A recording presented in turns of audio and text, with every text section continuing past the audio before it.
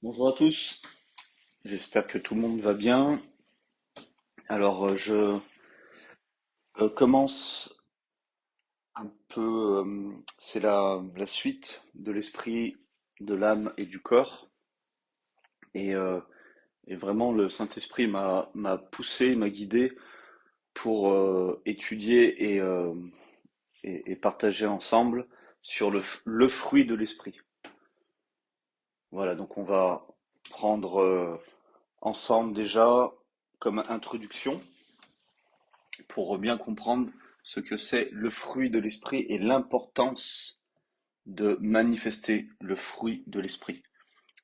Aujourd'hui, on sait très bien, par rapport à tous les enseignements qu'on a eus, que la différence entre l'esprit, l'âme et le corps. Et je crois que c'est le message, un des messages le plus important dans le corps du Christ, parce que tellement de chrétiens ne savent pas qui ils sont. Ils mélangent tout, et ils ne comprennent pas qu'ils sont, premièrement, depuis leur nouvelle naissance, qu'ils ont une nouvelle nature et qu'ils ont l'Esprit de Dieu en eux. Et toute la parole de Dieu, toutes les lettres de Paul nous exhortent, nous enseignent à marcher par l'influence de l'Esprit de Dieu, qui est en opposition avec notre ancienne nature, notre vieil homme, qu'on appelle tout bonnement la chair. Voilà, la bonne vieille chair qui nous embête et qui des fois nous fait croire que notre nature n'a pas changé, alors que aujourd'hui nous avons toutes les clés, nous avons tout en nous pour la faire taire et lui rappeler qu'elle a été clouée et détruite sur la croix en même temps que Jésus-Christ. Donc ça, c'est vraiment important à comprendre. Et c'est pour ça que toute notre marche sur Terre aujourd'hui, dans notre nouvelle nature, depuis notre nouvelle naissance, c'est d'apprendre à marcher par l'esprit. Et donc, manifester le fruit de l'esprit, c'est tout simplement manifester Christ. Donc, c'est d'être appelé chrétien. Un chrétien, c'est une personne qui ressemble à Jésus-Christ. D'accord? Donc, on va voir vraiment l'importance et comment ça va nous aider à marcher, à rester dans l'esprit, et c'est-à-dire à ne plus vivre par la chair.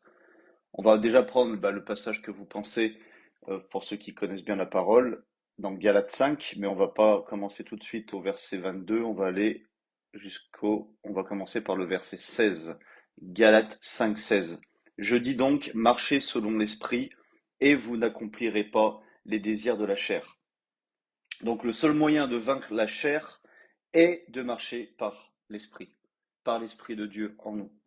Il n'y a pas d'autre solution.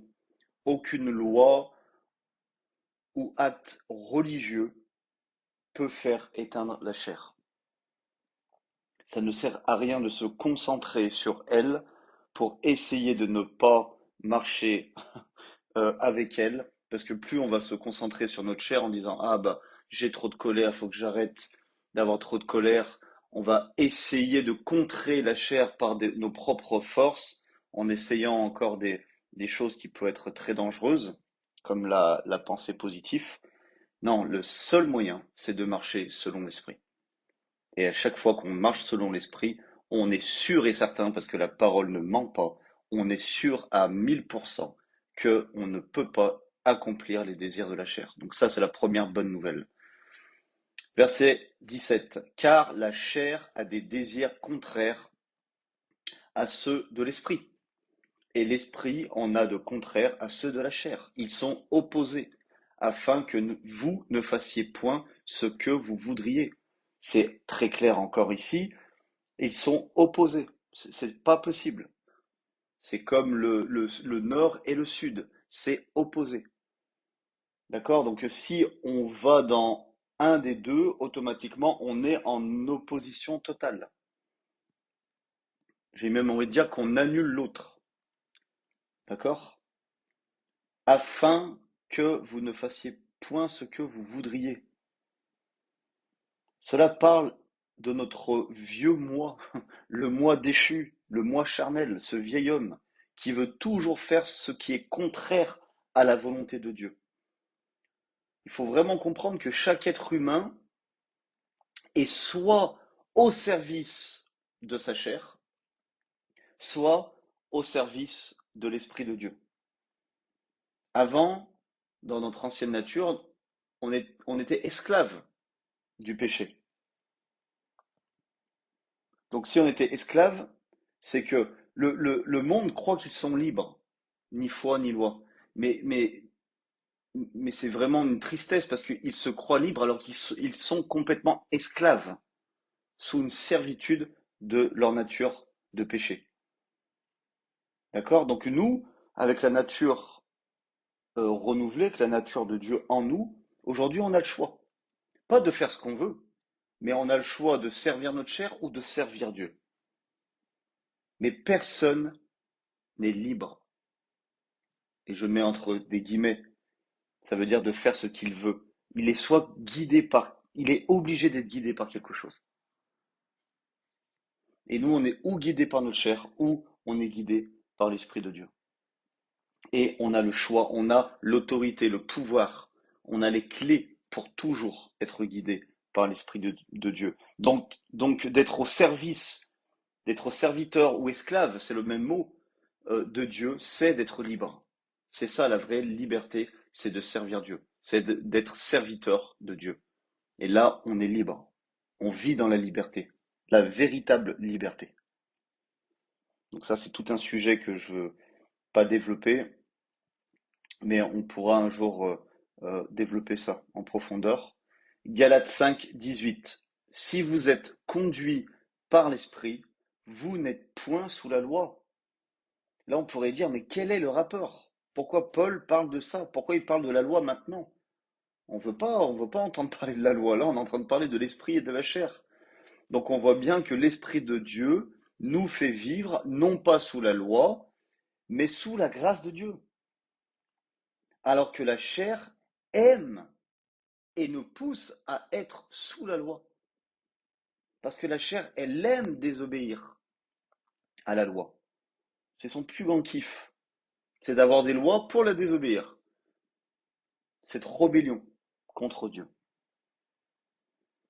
D'accord? Donc ça, c'est un principe tellement important et c'est une révélation à avoir. Chaque fois que vous marcherez par l'esprit, c'est-à-dire que vous manifesterez le fruit de l'esprit dans vos vies, c'est ce qu'on va étudier, ben, à chaque fois, vous marcherez sous la grâce de Dieu. Mais dès qu'on est dès qu'on est sous la loi, on est dans la chair. Ça aussi, c'est tellement, tellement puissant, c'est tellement profond qu'on, ce n'est pas le sujet, mais retenez bien ça, si on est conduit par l'esprit, on n'est pas sous la loi. Donc si aujourd'hui il y a encore des lois qui guident votre vie avec Dieu, mes amis, c'est que vous êtes en train de marcher dans des domaines dans la chair.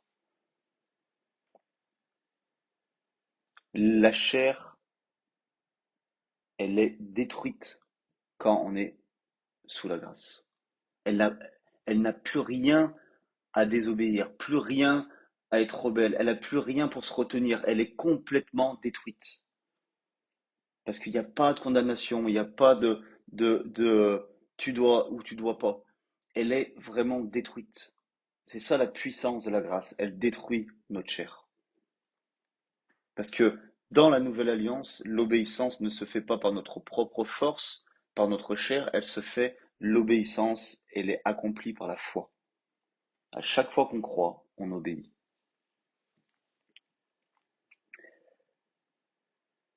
Ensuite, on va au verset 19 à 21, donc ça nous fait une énumération des œuvres de la chair. Or, les œuvres de la chair sont évidentes. Donc, ça se voit comme le fruit. On va voir que c'est évident aussi, mais c'est tellement évident. La débauche, l'impureté, le dérèglement, l'idolâtrie, la magie, la sorcellerie, c'est le même mot. C'est charnel. C'est complètement charnel. Donc arrêtez d'avoir des chrétiens qui a peur de la sorcellerie, de la magie, c'est complètement charnel. C'est comme si d'avoir peur de quelqu'un qui fait des excès de table. C'est dans les mêmes œuvres de la chair. Les rivalités, les jalousies, les animosités, les disputes, les divisions. Mais tellement on retrouve ça dans le corps du Christ. Tellement on l'a vécu, tellement on le voit encore. Et j'espère là où vous êtes, que si vous écoutez ça, vous devriez vivre l'Église selon, selon le cœur de Dieu, la véritable Église, comme on peut l'appeler. C'est pas de l'orgueil, mais la véritable Église, c'est cette Église qui n'est pas soumise à des dogmes ou à une dénomination. C'est celle de Jésus-Christ, celle qui nous emmène à vivre sous la grâce et à faire des disciples. Ça, c'est la véritable Église. Et ben, j'espère que vous ne vivez pas ça. Les sectes, l'envie, l'ivrognerie, les acceptables et les choses semblables. Je vous dis d'avance, comme je l'ai déjà dit, que ceux qui commettent de telles choses n'hériteront point le royaume de Dieu. Et là, la première pensée qu'on peut avoir, et que la plupart ont, c'est waouh, ça veut dire que si on fait ça, on n'est pas sauvé. Mais on fait des fois des raccourcis qui sont tellement destructeurs. Nous n'hériterons pas de tout ce que Dieu a pour nous si nous cédons à la chair. Ceci ne parle pas de notre salut. Et heureusement, parce qu'il n'y aurait personne au paradis. Mais ça parle de l'héritage de ce que Dieu a pour nous. Par exemple, avant d'entendre des enseignements, d'accord, vous n'avez pas encore hérité des choses que Dieu avait déjà données, vous avez déjà donné ou avait déjà mis en vous. Par quoi? Par manque de révélation. Mais c'est un héritage. Donc aujourd'hui, vous possédez cela car vous avez cru à la parole que vous avez reçue. Donc c'est juste par manque de révélation que vous loupiez un héritage, une promesse qui était déjà en vous et que Dieu vous avait déjà donné. Donc cela veut dire que marcher par la chair, cela nous empêche de vivre et de recevoir notre héritage ici-bas. Et aussi, on va voir les récompenses au ciel. C'est ça qui est important parce qu'à chaque fois qu'on marche par la chair, Romain, je crois dans Romains 8, qu'il dit l'affliction de la chair, c'est la mort. Mais non pas la mort, on va mourir et encore une fois aller en enfer. C'est pas ça. C'est qu'on s'éloigne, nous-mêmes, on s'éloigne de plus en plus de Dieu. Ça endurcit notre cœur. Parce que le salaire du péché, c'est quoi? C'est la mort. Donc mes amis, toutes les fois qu'on pêche, c'est qu'on est dans la chair. Parce que l'Esprit de Dieu en nous ne pêche pas. C'est toute une révélation à voir. Et je pense que vous l'avez bien compris en ayant reçu l'enseignement sur l'esprit, l'âme et le corps. On sait très bien que l'Esprit de Dieu en nous, qui a scellé notre esprit humain, ne pêche pas. Il ne peut pas être souillé. Mais à chaque fois qu'on pêche, c'est quand la chair prend le dessus sur notre âme. Là, on va pécher. Mais quand l'Esprit de Dieu prend le dessus sur notre âme, là, on ne peut pas pécher. On est automatiquement dans la volonté de Dieu. Donc les récompenses, 1 Corinthiens 3, 10 à 15. Selon la grâce de Dieu qui m'a été donnée, j'ai posé le fondement comme un sage architecte, et un autre bâtit dessus. Mais que chacun prenne garde à la manière dont il bâtit dessus. Écoutez bien ça, de prendre garde comment on bâtit sur le fondement qui est Christ dans notre vie. Car personne ne peut poser un autre fondement que celui qui a été posé, savoir Jésus-Christ. Or, si quelqu'un bâtit sur ce fondement avec de l'or, de l'argent, des pierres précieuses, du bois, du foin, du chaume, l'œuvre de chacun sera manifestée. Car le jour la fera connaître, parce qu'elle se révélera dans le feu, et le feu éprouvera ce qu'est l'œuvre de chacun. On va tous passer par là. Tous. Si l'œuvre bâtie par quelqu'un sur le fondement subsiste, il recevra une récompense. Si l'œuvre de quelqu'un est consumée, il perdra sa récompense. Pour lui, il sera sauvé comme au travers du feu. Donc ce passage, Paul nous exhorte à faire attention dans la manière on bâtit notre vie sur Christ. Cela parle des œuvres de chacun.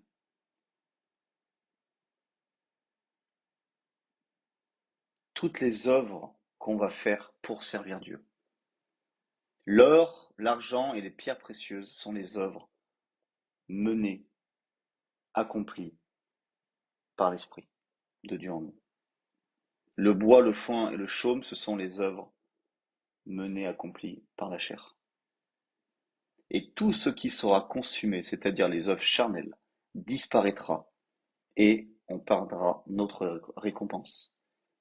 Donc on voit que marcher par la chair, on parle d'héritage, on parle de récompense, mais aussi on parle aussi de péché. Donc on parle d'ouvrir des portes au diable. Donc c'est pour ça notre plus grand combat, c'est de marcher, c'est entre la chair et l'esprit, et c'est de marcher par l'esprit. Voilà pourquoi Paul, toutes ses lettres, 80% du Nouveau Testament, nous enseignent à marcher par l'esprit. Galates 5,22, ça commence par mais. Et vous vous rappelez, le 21, on parlait qu'on perdait notre héritage quand on marche dans la chair. Et là, il dit mais. Donc quand c'est un mais, c'est en opposition avec ce qui vient d'être dit juste avant. Donc ça veut dire que la chair, on perd notre héritage, mais par l'esprit, on le reçoit. Amen. Mais le fruit de l'esprit, c'est l'amour, la joie, la paix, la patience, la bonté, la bienveillance, la foi, la douceur et la maîtrise de soi. Écoutez bien, le développement du fruit de l'esprit dans nos vies est absolument essentiel pour manifester Jésus et recevoir notre héritage. Je le répète, le développement du fruit de l'esprit dans nos vies est absolument essentiel pour manifester Jésus et recevoir notre héritage. Il y a trop de personnes dans le corps du Christ qui sont concentrées sur les dons spirituels, leur appel individuel et l'expérience de la puissance de Dieu. Et je dis pas qu'il ne faut pas chercher ça, mais on va voir et je vais vous montrer que la manifestation maximale de la puissance spirituelle, c'est-à-dire de démontrer aux autres que nous sommes spirituels, ce n'est atteint que lorsque le fruit et les dons sont ensemble. On va le voir, on va prendre juste un passage, Acte 6:3. C'est pourquoi, frères, choisissez parmi vous 7 hommes de qui l'on rende un bon témoignage et qui soient remplis du Saint-Esprit de sagesse, et que nous chargerons de cet emploi. Le bon témoignage nous parle du caractère de la personne. Donc là, c'est le fruit. Et rempli de l'Esprit Saint nous parle de la puissance. Donc ça, c'est les dons. D'accord? Il y a beaucoup de passages. On voit à chaque fois le fruit et les dons qui sont ensemble. Faire des disciples, c'est de faire des hommes et des femmes qui soient exemplaires dans la manifestation du fruit et par la puissance de l'esprit. Et normalement, on ne peut pas choisir ou l'un ou l'autre. Nous avons les deux en nous. Et on va apprendre à manifester les deux. Parce que en étudiant le fruit, vous allez voir que automatiquement les dons vont se manifester. Jésus en est le meilleur exemple. Il a marché dans la plénitude à la fois du fruit de l'esprit et des dons de l'esprit. Et ce n'est certainement pas une coïncidence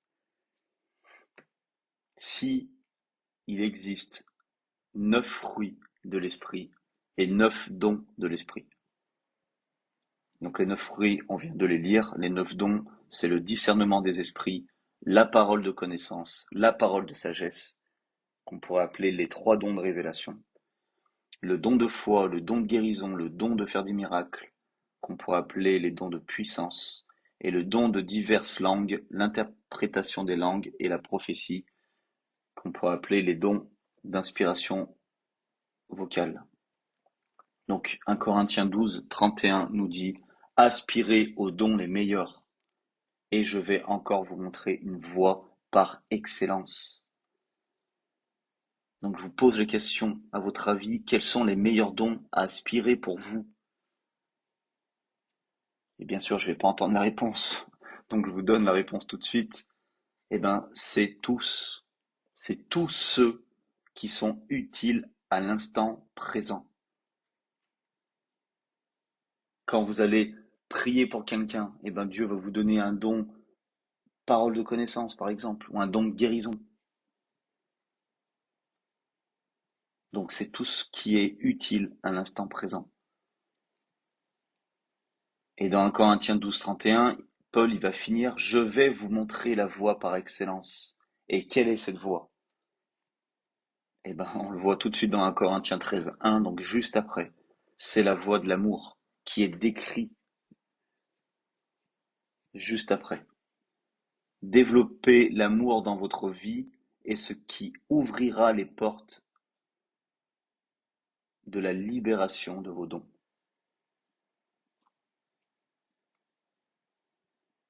Et combien d'entre nous a déjà eu de la compassion pour quelqu'un? Et j'espère que tous. Et combien, après cette compassion, on a vu les dons se manifester? Donc on doit suivre cette voie par excellence, la voie de l'amour, le fruit de l'esprit. Donc c'est 1 Corinthiens 13, 1 à 3, que vous connaissez, mais on va le voir. On parle à chaque fois là de tous les dons. Mais si on n'a pas l'amour, ça ne sert à rien. Quand je parlerai les langues des hommes et des anges, donc ça on parle de parler en langue. Si je n'ai pas l'amour, je suis un airain qui résonne ou une cymbale qui retentit. Et quand j'aurai le don de prophétie, la science de tous les mystères et de toute connaissance, quand j'aurai même toute la foi jusqu'à transporter des montagnes, si je n'ai pas l'amour, je ne suis rien. Et quand je distribuerai tous mes biens pour les nourritures des pauvres, quand je livrerai même mon corps pour être brûlé, si je n'ai pas l'amour, cela ne me sert à rien. Donc on voit que si on n'a pas le fruit de l'esprit, les dons qui sont après, ça ne vaut rien. Ça ne vaut rien aux yeux de Dieu et même aux yeux du monde. Nous devons toujours chercher à manifester Jésus, toujours en priorité, et non pour chercher un ministère ou à être connus.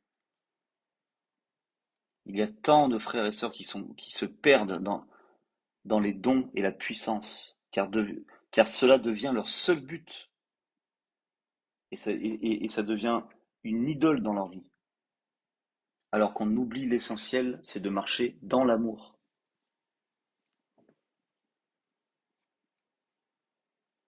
Il y en a tellement, on a entendu des hommes de Dieu qui sont perdus après dans les dons. Et quand on les voit, quand on les croise, ils ont un caractère, ils vont presque vous mépriser. Donc pour finir, le fruit de l'esprit consiste à être comme Jésus. Et je ne sais pas si cela vous donne envie de continuer. Moi, en tout cas, ça me donne envie de continuer à étudier et à enseigner sur ce sujet, parce que je crois que le monde a beaucoup plus besoin de voir Jésus dans son caractère que de juste entendre ou voir des miracles, des guérisons, des signes, des prodiges, parce que le diable, mes amis, en fait et en fera peut-être encore des plus grands.